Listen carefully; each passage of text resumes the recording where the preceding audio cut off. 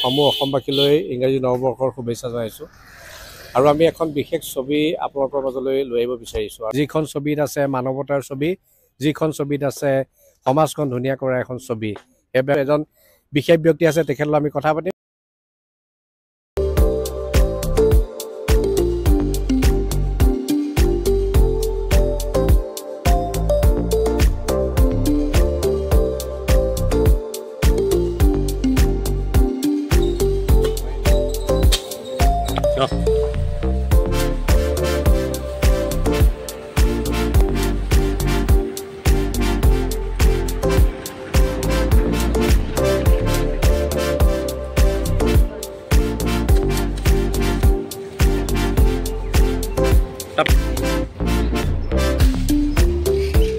Bos aja.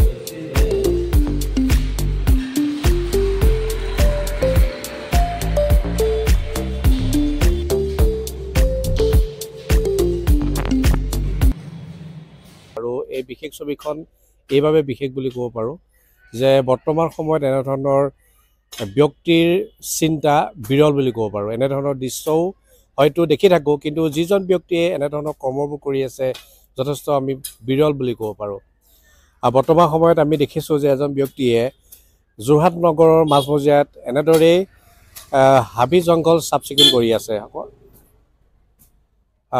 হাবি জংঘল চাফ চিকুণ কৰি আছে আৰু কিয় কৰি আছে কোনে কৰাই আছে এইটো এটা ডাঙৰ প্ৰশ্ন কিন্তু এই মুহূৰ্তত ক'ব পাৰোঁ যে সেই ব্যক্তিজন লগত কথা পাতি আমি এটা কথা নিশ্চিতভাৱে ক'ব পাৰোঁ যে এই ব্যক্তিজন বিশেষ ব্যক্তি বুলি ক'ব পাৰোঁ আজিৰ তাৰিখত আপোনালোকে ভাবি আচৰিত হ'ব বিনা পাৰিশ্ৰমিকে কোনোবা এজনে কাম কৰে জানো বিনা পাৰিশ্ৰমিকে যে এটা জীৱন চলে জানো কিন্তু আমি যদি কওঁ যে আশীৰ্বাদ থাকিলে নিশ্চিতভাৱে এনেধৰণৰ কামবোৰ কৰিব পাৰে আমাৰ মাজত এইজন বিশেষ ব্যক্তি আছে যিজনে শ্ৰমদান কৰিছে এইবোৰ এটা খুব ভাল খবৰ যে শ্ৰমদান যি শব্দ সেই শব্দ কিন্তু খুব সুন্দৰভাৱে তেখেতে কৰ্মত নিয়োগ কৰিছে এই মুহূৰ্তত আমি তেখেতে যথেষ্ট ব্যস্ত তাৰ মাজতে আমি আপোনালোকৰ সন্মুখত দেখাবলৈ বিচাৰিছোঁ দাদা পোনতে অকণমান ৰখাম আপোনাক যে এটা খুব বিৰল দৃশ্য যে আপুনি কৰি আছে চাফ চিকুণ কৰি আছে যিটো আমি সমাজখনৰ বাবে আদৰ্শ এইভাবে কৈছোঁ যে আপুনি শ্ৰমদান কৰি আছে বিনা পৰিশ্ৰমিকে আৰু বহু বছৰৰ পৰা কৰি আছে এই ধৰণৰ ছবিখন বহু আগতেই যাব লাগিছিলে অসমবাসীৰ বাবে বহু আগতেই এনেধৰণৰ ছবিসমূহ যাব লাগে কিন্তু দুৰ্ভাগ্যবশতঃ এতিয়ালৈকে খুব কমভাৱে এইজন ব্যক্তিক অসমৰ মানুহে দেখিছে আপোনাৰ নামটো কওকচোন নমস্কাৰ সকলো ৰাইজলৈ মোৰ নৱবৰ্ষ ওলক আৰু অভিনন্দন জ্ঞাপন কৰিছোঁ মোৰ নামটো দিব্যজ্যোতি দাস মোৰ ঘৰ যোৰহাটৰ পাখিমাৰী গাঁও বুলি সৰু গাঁও এখন আছে তাই আমাৰ কৈবৰ্ত গাঁও সেইখন ইয়াৰ পৰা প্ৰায় 13 কিলোমিটাৰ দূৰত 13 কিলোমিটাৰ ইয়াৰ পৰা প্ৰায় নগৰৰ পৰা 13 কিলোমিটাৰ দূৰত দাদাৰ ঘৰ আৰু দাদাই 13 কিলোমিটাৰ দূৰত আহি বিনা পাৰিশ্ৰমিকে শ্ৰমদান কৰিছে এইটো এটা গুৰুত্বপূৰ্ণ দিশ দাদা পোনপ্ৰথমতে আপোনাক আমি ধন্যবাদ জনাইছোঁ যে আজিৰ সময়ত এটি দুৰ্লভ ছবি দুৰ্লভ ব্যক্তি যিজন ব্যক্তি আপুনি পাৰিশ্ৰমিকে নগৰত আমি চাফ চিকুণ কৰি আহিছে স্বচ্ছ ভাৰত অভিযানৰ যোগেদিয়ে এই কেতিয়াৰ পৰা আপুনি এনেধৰণৰ কামবিলাক কৰিবলৈ লৈছে আচলতে কিছুমান বস্তু লুকাই থাকে তাক আমি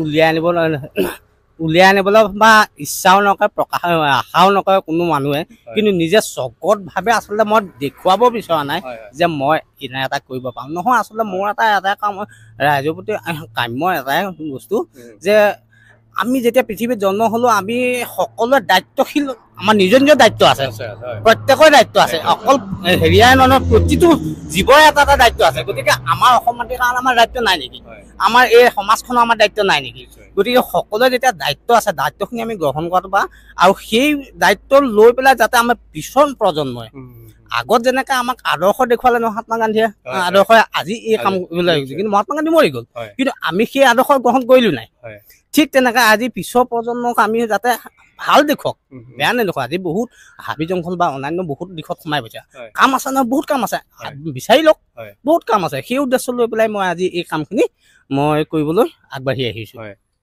প্ৰিয় দৰ্শক যেতিয়া দিব্যজ্যোতি দাসক আপোনালোকে দেখে যে এনেধৰণে কামবোৰ কৰি থাকে আপোনালোকৰ মাজত প্ৰশ্নও আহে চাগে যে দিব্যজ্যোতি দাসে কাম কৰিছে তাৰ বিনিময়ত পইচা পাইছে এনেধৰণৰ কথা বতৰাবিলাক যে নহয় সত্য যে নহয় বা তেখেতে যে পাৰিশ্ৰমিক নলয় বিনা পৰিশ্ৰমে যে কাম কৰে সেইবাবেহে দিব্যজ্যোতি দাসক আপোনালোকৰ মাজত লৈ আহিছোঁ যে এতিয়াও এনেধৰণৰ ব্যক্তি আছে যি ব্যক্তিসকলে কিন্তু বিনা পাৰিশ্ৰমিকে সমাজখন ভাল পায়, সমাজখন স্বচ্ছ কৰি ৰাখিব বিচাৰে। যে আপুনি যে ইমান বিনা পাৰিশ্ৰমিকে কাম কৰি থাকে, আপোনাৰ পৰিয়ালে কি কয়? নহয়, সঁচা কথা ক'বলৈ মই আৰু এটা কথা কি শুনক, মই এনেই যিকোনো চৰকাৰী অনুষ্ঠানৰ বা কোনোবা এটা মাধ্যমৰ অফিচৰ বা কাৰ্যালয়ৰ থ্ৰুৱেদি মই বহুতেই সেই কাৰ্যালয়টোক মই কৰিবলৈ মই আমাৰ মানসিকতা ভাব লৈ আছিলোঁ, কিন্তু পৰৱৰ্তী পৰ্যায়ত মই সদায় মানে বঞ্চিত হওঁ, কিন্তু মই ছাকচেছফুল নহওঁ। ইয়াৰ অৰ্থটো কি? মই তাৰমানে কাম কৰিব নাজানো নেকি? কিন্তু মোতকৈও বহুত মানে বেগবান বা নজনা নুশুনা মানুহো বহুত চৰকাৰী চাকৰিৰ ক্ষেত্ৰত আগভাগ পায় বা কিবা কিবি হেৰি লয়, সেই চাকৰিখিনি পায়, কিন্তু আমি কিয় নাপাওঁ? ঠিক আছে, নাপাওঁ যদিও মই সেই চৰকাৰী অফিচৰ থ্ৰুৱেদি যেতিয়া নোৱাৰিলোঁ, কিন্তু চৰকাৰক সহায় কৰাটো মোৰ এটা উদ্দেশ্য আছিলেই ভৱিষ্যত সৰুৰে পৰা। এই উদ্দেশ্য হ'লেও মই তাৰমানে সৰুৰে পৰা পিছলৈ হ'লেও মই এই কাম কৰি যামেই তাৰমানে। মানে দায়িত্ব আছে যে দায়িত্বখিনি আমি নিশ্চয় নিশ্চয় ইতিমধ্যে আমাৰ দৰ্শকে আপোনাক চাই আছে, কিন্তু দৰ্শকসকলৰ পৰা নিশ্চিতভাৱে এটা প্ৰশ্নও থাকিব যে দিব্যজ্যোতি দাসে বিনা পাৰিশ্ৰমিক কাম কৰিছে, এটা ভাল প্ৰশংসনীয় কৰ্ম, কিন্তু আপোনাৰ পৰিয়াল চলিব লাগিব। আপুনি প্ৰতিদিনাই কৰে নে নাই এটা নিৰ্দিষ্ট বাৰ বা সময় থাকে কওকচোন? প্ৰতিদিন পাৰিলেতো ভালেই আছিলে, কিন্তু মোৰ পৰিয়ালটো 4জনীয়া পৰিয়াল নচলে নহয়, গতিকে সময় আজৰি যদি পাই যাওঁ মই ধৰক, কিন্তু এনেই টাইম পাই ধৰক টিভি চাই কিবা এটা কৰি পেলাই য'ত ঘূৰি পকি এনেই টাইম নষ্ট হোৱাতকৈ এই তেনেকুৱা কিবা এটা কাম কৰি দিলে আমাৰ সমাজখনো অকণমান উন্নত হ'ব, মানে সেইটো উদ্দেশ্য লৈ পেলাই মই সেই তেনেকৈ কাম কৰিম। কিন্তু আজি মোৰ বহুত কাম আছিলে যদিও তথাপিতো নতুন বছৰত ৰাইজলৈ এইটো উপহাৰ হিচাপে মই প্ৰথম বছৰৰ প্ৰথম 2 নম্বৰ দিনটোতে সেইটো দিছোঁ। প্ৰিয় দৰ্শক, দুটা কথা আপোনালোকে নিশ্চিতভাৱে জানিলে যে দিব্যজ্যোতি দাসে প্ৰতিদিনাই শ্ৰমদান নকৰে। দিব্যজ্যোতি দাসে প্ৰতিদিনে শ্ৰমদান নকৰে, কিন্তু তেখেতৰ লক্ষ্য যে বিনা পাৰিশ্ৰমিক শ্ৰমদান কৰিব। দুটা কথা, তেখেতে যেতিয়া সময় তেখেতৰ হাতত থাকে, ঘৰত এনেই বহি নাথাকে, সমাজখনৰ বাবে এনেদৰে চাফ চিকুণ কৰে। আৰু প্ৰতিদিনে যিদিনাখন তেখেতৰ কাম নাথাকে, যে আজি ক'ৰবাত যদি কাম পোৱা নাই, সেই দিনটো যে তেখেতৰ ঘৰত বহি নাথাকে, তেনেকৈ তেওঁ ৰাজহুৱা অনুষ্ঠানবিলাক কিন্তু শ্ৰমদান কৰি থাকে, এনেদৰে চাফ চিকুণ কৰি থাকে। সেইবাবে কৈছোঁ যে এনেই তেখেতে বহি নাথাকে, বহি থকা সেই সময়কণত ৰাইজৰ বাবে উপকৃত হ'বৰ বাবে কাম কৰে। আপোনাক ধন্যবাদ জনাইছোঁ।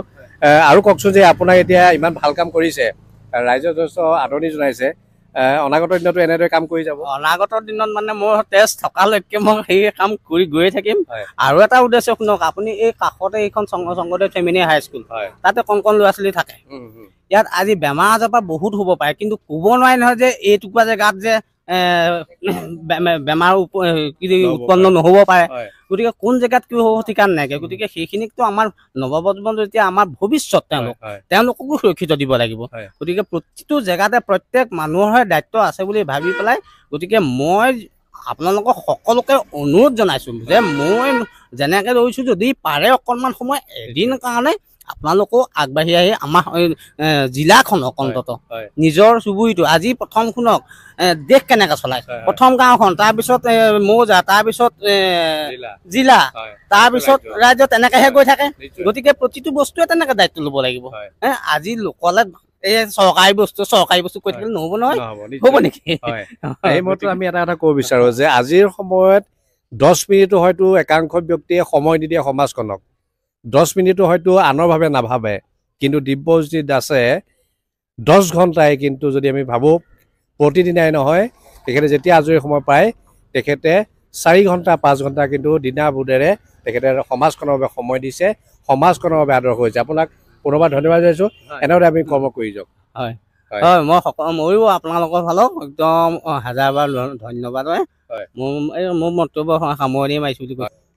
ইতিমধ্যে আমি অনুষ্ঠান শেষ কৰিম, আৰু এটা খুব প্ৰশংসনীয় চিন্তা কৰ্ম যে দিব্যজ্যোতি দাসে বিনা পাৰিশ্ৰমিকে তেখেতে শ্ৰমদান কৰিছে। আৰু এনেদৰে আমি এখন ছবি আপোনালোকৰ মাজলৈ লৈ আহিলোঁ, য'ত আমি দুজন বিশেষ ব্যক্তিক আপোনালোকৰ মাজলৈ লৈ আহিছোঁ পুনৰবাৰ। আৰু এই বিশেষ বাতৰিটো বা বিশেষ খবৰটো, বিশেষ দুৰ্লভ এখন ছবিৰ সম্পৰ্কে আমাক খুব সুন্দৰভাৱে খবৰ দিছিল সমাজ জীৱনৰ জড়িত সকলোৱে পৰিচিত জীৱন হাজৰিকা দাদাই। আৰু এই মুহূৰ্তত আৰু আন এজন যুৱ সমাজকৰ্মী আছে, যোৰহাটৰ যি অনুসূচিত জাতি ছাত্ৰ সন্থা সম্পাদক আছে, আমি তেওঁৰ পৰা কথা জানিম। জীৱনদা এখন খুব সুন্দৰ দুৰ্লভ ছবি, আৰু বছৰৰ প্ৰথম দিনটোতেই বা দ্বিতীয় দিনটোতেই তেখেতে সমাজ জীৱনৰ বাবে কাম কৰিছে। কি ক'ব এই মুহূৰ্তত? এনেধৰণৰ ছবি আচলতে দুৰ্লভো হয়, এই মুহূৰ্তত কি ক'ব? সেই ক্ষেত্ৰত এতিয়া আমি আপোনালোকৰ পোহৰ লাইভৰ যোগেদি সমগ্ৰ যোৰহাটবাসী তথা অসমবাসীক আমি নৱবৰ্ষৰ উল্লেখ জনাইছোঁ। লগতে আপোনালোককো নৱবৰ্ষৰ উল্লেখ আমি যাচিছোঁ।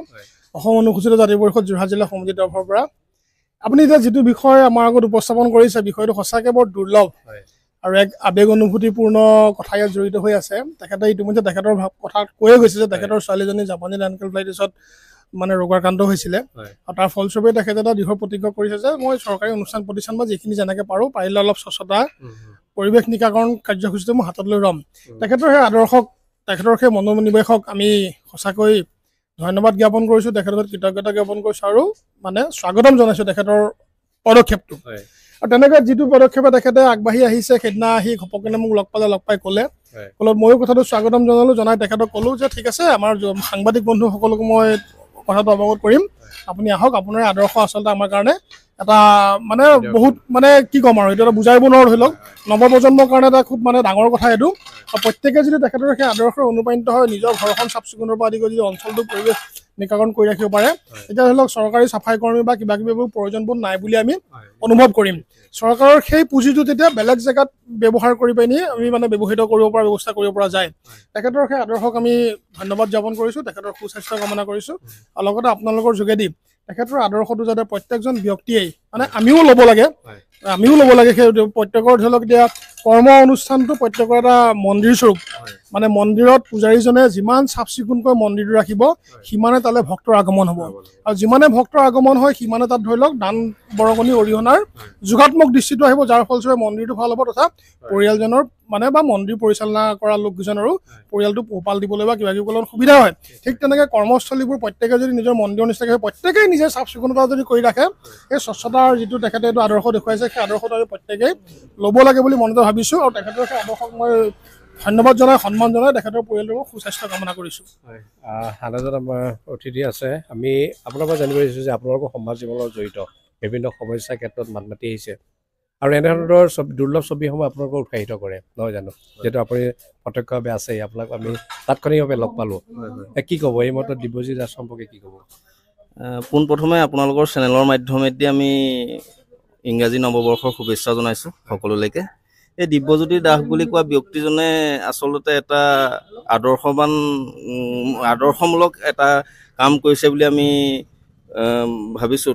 কাৰণ আজিৰ সময়ত তেনেকুৱা ব্যক্তি আচলতে নাই। যিটো সময়ত চৰকাৰ পৌৰসভাখন আছে, পৌৰসভাৰ চাফাই কৰ্মচাৰীসকল আছে, তেনেস্থলত এজন ব্যক্তিয়ে বিনা বেতনেৰে আহি পেলাই তেওঁ শ্ৰমদান কৰিবলগীয়া হৈছে। গতিকে আমি যোৰহাট পৌৰসভাক আহ্বান জনাইছোঁ যাতে এই ব্যক্তিজনৰ আদৰ্শ মানে গ্ৰহণ কৰিব লাগে তেওঁলোকৰ কৰ্মচাৰীসকলে। আমি দেখোঁ পৌৰসভা কৰ্মচাৰীসকলে আহি মানে প্ৰায়ভাগ জিৰণি লোৱাহে আমি পৰিলক্ষিত হয় মানে। গতিকে আমি এই ক্ষেত্ৰত যোৰহাট পৌৰসভাক এটা দৃষ্টি ৰাখিবলৈ আমি আপোনালোকৰ চেনেলৰ মাধ্যমেৰে আহ্বান জনাইছোঁ। লগতে এই ব্যক্তিজনৰ সুস্বাস্থ্য আৰু দীৰ্ঘায়ু কামনা কৰিছোঁ। ধন্যবাদ। ধন্যবাদ অভিপান দাস, আপোনাকো ধন্যবাদ জনাইছোঁ। পুনৰবাৰ কৈছোঁ যে এনেধৰণৰ আদৰ্শ ব্যক্তিসকলক আমি অন্ততঃ উৎসাহিত কৰিব লাগিব, সমাজখনে আমি কৃতজ্ঞতা প্ৰদান কৰিব লাগিব। আৰু আমি ভাবিছোঁ যে দিব্যজিৎ দাসক আপোনালোকে যিদৰে দেখিলে আমাৰ এই অনুষ্ঠানটো, আপোনালোকে আগবাঢ়ি আহক, এনেদৰে শ্ৰমদান কৰক। শ্ৰমদান সকলোৱে কৰে, কিন্তু বিনা পাৰিশ্ৰমিকে এমাহত অন্তত 2 দিন হ'লেও বিনা পৰিশ্ৰমিকে আপোনালোকে যদি শ্ৰমদান কৰে, নিশ্চিতভাৱে সমাজখন সুন্দৰ হৈ থাকিব, নৱপ্ৰজন্ম উৎসাহিত হ'ব আৰু এনেদৰে আদৰ্শ এখন সমাজ গঠন হ'ব। শেষত আমি সকলোকে ধন্যবাদ জনাইছোঁ আৰু পুনৰবাৰ দিব্যজিৎ দাসক ধন্যবাদ জনাইছোঁ এনেধৰণৰ কৰ্ম তেখেতে সমাজখনৰ বাবে নিদৰ্শন হিচাপে লোৱাৰ বাবে। আজি বিশেষ অনুষ্ঠানটো চাই থকাৰ বাবে সকলোকে ধন্যবাদ জনাই আমাৰ আজি অনুষ্ঠানটো ইমানতে সামৰণি মাৰিছোঁ। ধন্যবাদ।